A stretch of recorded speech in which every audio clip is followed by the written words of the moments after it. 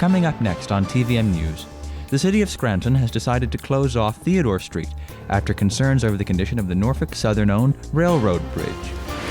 Big news surrounding a 12-year-old boy who's facing charges after allegedly threatening to shoot up a school in Monroe County. And a black bear squeezes out of a tight spot. Also, a rare copy of Harry Potter has sold at an auction. All coming your way next on TVM News. Good afternoon and welcome to TVM News. Today is Friday, March 1st. I'm Casey Jeanette. And I'm Nate McLean. Today we have news about the Wonderstone Gallery in Dunmore that will be closing its doors after calling Dunmore its home for over a decade. We also have news about Pittston having their annual St. Patrick's Day Parade that will kick off at 11:30 tomorrow morning. And we'll be checking in with Emily Rowe for the weather, along with our sports anchor Vincent Goldschmidt to find out the latest in the sports world. The Wonderstone Gallery in Dunmore is closing its doors soon and looking for a new home.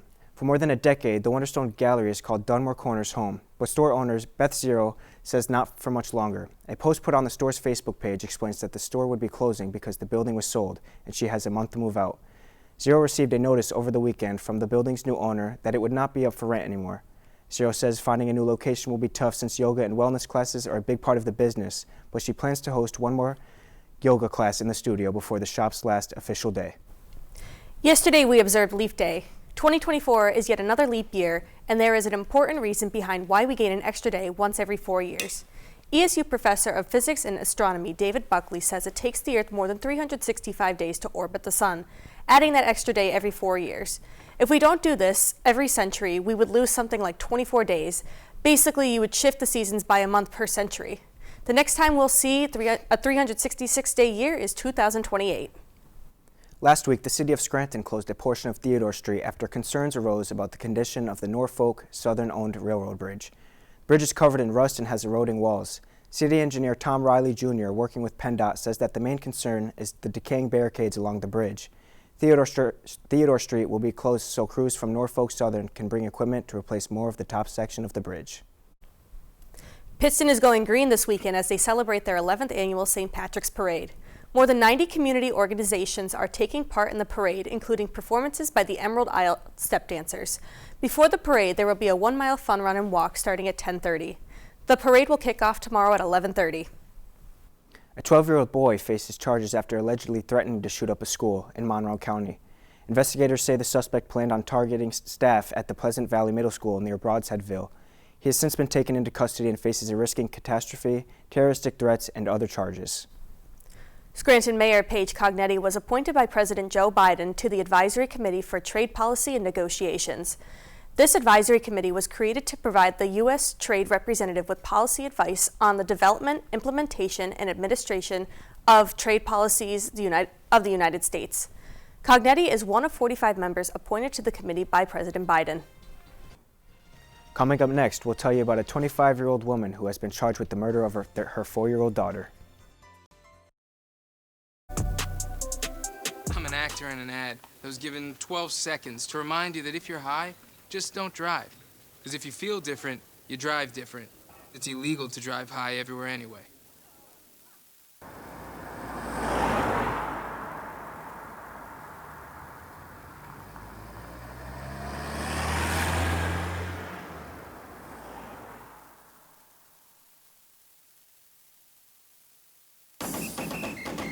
If you're buzzed and doing this,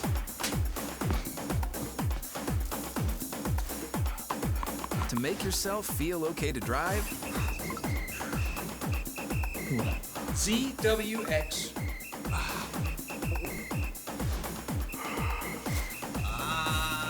you're not okay to drive.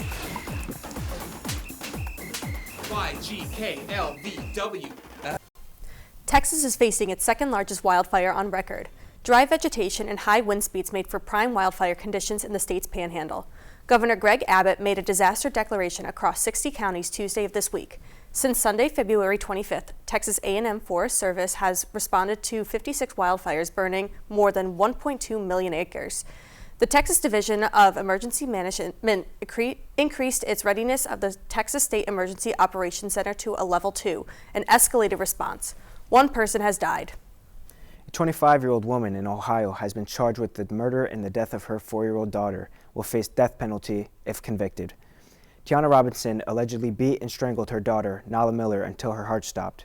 Robinson was arrested on April 13th and is being held in a Hamilton County jail on a $2 million bond. According to jail records, her daughter Nala was transported to a children's hospital until she was removed from life support. Investigators believe Nala was abused for months, with the coroner's office ruling her death a homicide. The cause of death was determined to be strangulation and blunt force trauma, resulting in internal injuries. Parts of California are expected to get slammed with up to 10 feet of snow and blizzard conditions. Given these conditions, there is a high chance of substantial, long-lasting disruptions to daily life in the higher elevations of the Sierra Nevada Friday through Saturday. The Weather Prediction Center warned snowfall rates are expected to reach extreme levels of 3 to 5 inches an hour from Friday through Saturday, especially along the Sierra Nevada. Despite the dangers coming with this storm system, this level of precipitation will benefit water supply and tourism. A South Carolina man was convicted of a federal hate crime and a black transgender woman's killing. Daquan Lameek Ritter was found in connection with a federal hate crime in 2019 that resulted in the killing of Dime Doe. Ritter was found guilty of all charges stemming from the killing, including 1 hate crime count, 1 federal firearms count, and 1 obstruction count. During the 4-day trial, prosecutors alleged Ritter was upset there were rumors in the community about his sexual relationship with Doe. On August 4, 2019, he lured her to a remote area in Allendale and shot her in the head 3 times, said the Justice Department. He then burned her clothes and got rid of the weapons, all while repeatedly lying to the authorities. Ritter faces up to a life sentence. Up next, we'll fill you in on events happening at Marywood, and Emily will update us on the upcoming weather.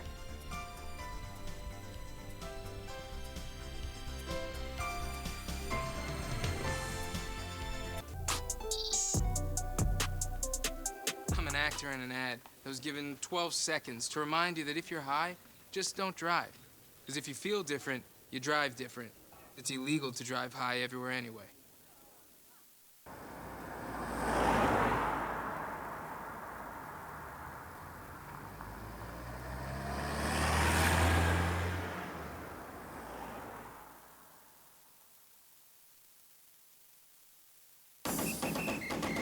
If you're buzzed and doing this,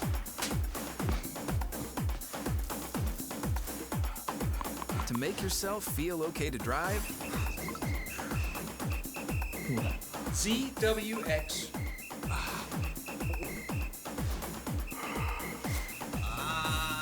you're not okay to drive. YGKLVW. Regular you. Marywood's intramural basketball is back. For more, we go to Vincent Goldschmidt. Making its return to Marywood's campus is the Intramural Basketball League. After being a huge success last year, the league has expanded to a 6-week season with a playoff bracket to follow for the top teams in each conference. With the format of the games remaining the same as last season, the league has grown to 20 teams with over 180 students participating this year. Student Government Association President Ian Kovach and Athletics and Recreation Representative Will Kalinish talked about what the Intramural League provides for students around Marywood's campus. It's really about just bringing everybody together. I think there's a lot of athletic talent on campus that kind of goes unnoticed because not everybody has the time commitment to commit to a varsity team or the athletic ability, if we're being honest. So the Intramural League just kind of comprises all of that.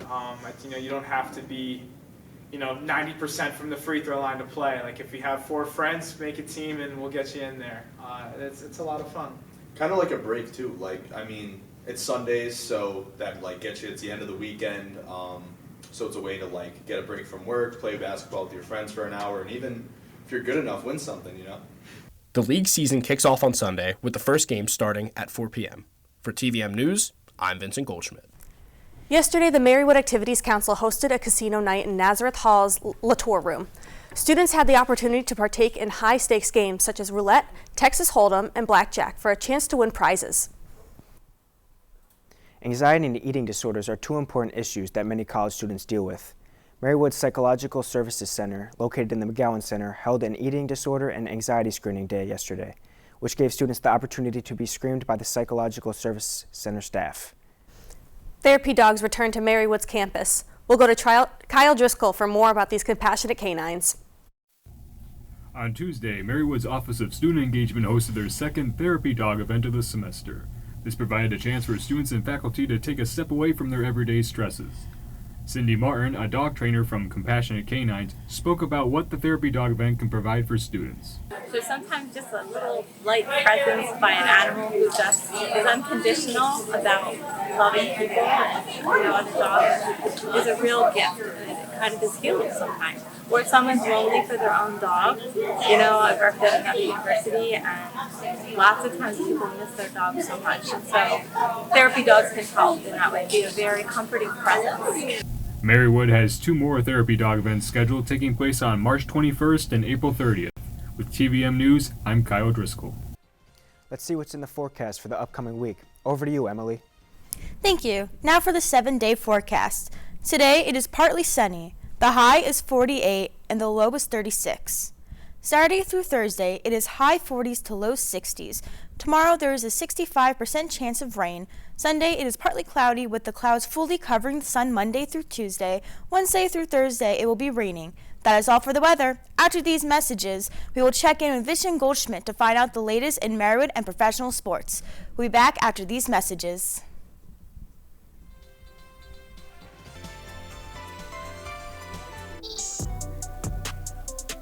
I'm an actor in an ad that was given 12 seconds to remind you that if you're high, just don't drive. I'm gonna Because if assume you feel that any different, second you shift drive on the different. weekends, It's illegal to drive high everywhere anyway.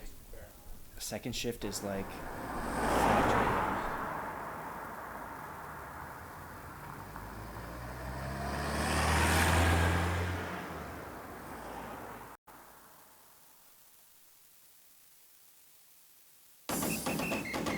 11. If you're buzzed and doing this,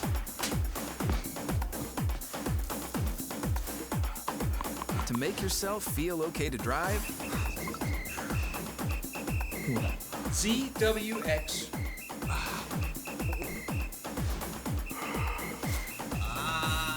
you're not okay to drive. YGKLVW. Regular you. Clippers are going to have a new look and a new stadium for next season. But first, we'll dive into what's been going on with Marywood sports. The Pacers baseball team began their season on Sunday against Hobart College after their games against Penn State Brandywine and Rosemont College were canceled. Marywood fell behind in the first inning but was able to come back, starting their season off with a 5-3 victory with sophomore A.J. Kuzier producing 2 hits and 2 RBIs. They return to action at the University of Valley Forge this afternoon. The women's lacrosse team's early struggles continue as they dropped their home opener to Lycoming College 16-13 before losing to Lebanon Valley College 14-13 in overtime. They will look to pick up their first win at Russell Sage College on Sunday. As for the men's lacrosse team, they opened their season with back-to-back home losses, falling to Drew University 9-3 before losing to Wilkes University 11-8. Marywood will look to clinch their first victory on the road tomorrow as they head to Newburgh, New York to face Mount St. Mary College. Though the Pacers basketball team came up short in the Atlantic East playoffs, 2 Pacers have been named to the Atlantic East Conference teams. Junior guard Brendan Franco earned first-team All-Conference after leading the Pacers in scoring, while junior guard Mason Mendegraw made the second-team All-Conference, scoring 10 or more points in 7 of the Pacers' last 8 games, including 17 in their semifinals loss to Gwen Mercy. Switching over to national sports, the Clippers have had one of the best seasons this year, currently sitting at 37-20. Next season, Los Angeles will be showing off a new logo and new uniforms in a new stadium. The logo plays into the maritime roots of the Clippers, which is shown by the ship and compass in the new logo, with Ember Red, Naval Blue, and Pacific Blue being in the new color scheme. The Clippers revealed their new uniforms on Monday with a navy, a white, and a red variation. As for their new home, after sharing the Crypto.com arena, formerly the Staples Centers, with the Lakers since 1999, the Clippers are moving to their new arena in Englewood, the Intuit Dome. The court will present the new Clippers logo at half court while showcasing the coordinates of the arena on the sideline. The second annual NFLPA report card came out with the Dolphins and Vikings finishing as the top 2 teams in the rankings. Over 1,700 players participated in the survey with a variety of topics including coaches and team facilities. One big surprise is the reigning Super Bowl champion Kansas City Chiefs finishing 31st, only ahead of the Washington Commanders, despite Andy Reid being ranked as the top coach. Sticking with the NFL Draft Combine began yesterday and will run through Sunday. Executives and coaches from the 32 NFL organizations will have a chance to see the top prospects from the 2024 draft class. As for the prospects, this is a good opportunity for them to show off their talents to help improve their draft stock for the upcoming draft, which is set to begin on April 25th. That's all for sports. TVM will return after these messages. I'm an actor in an ad that was given 12 seconds to remind you that if you're high, just don't drive. Because if you feel different, you drive different. It's illegal to drive high everywhere anyway.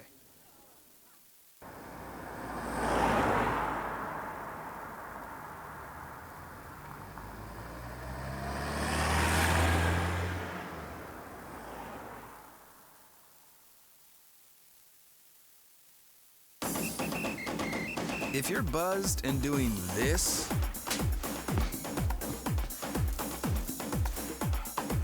to make yourself feel okay to drive, ZWX.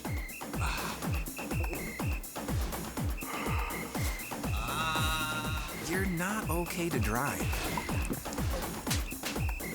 YGKLVW. Regular you.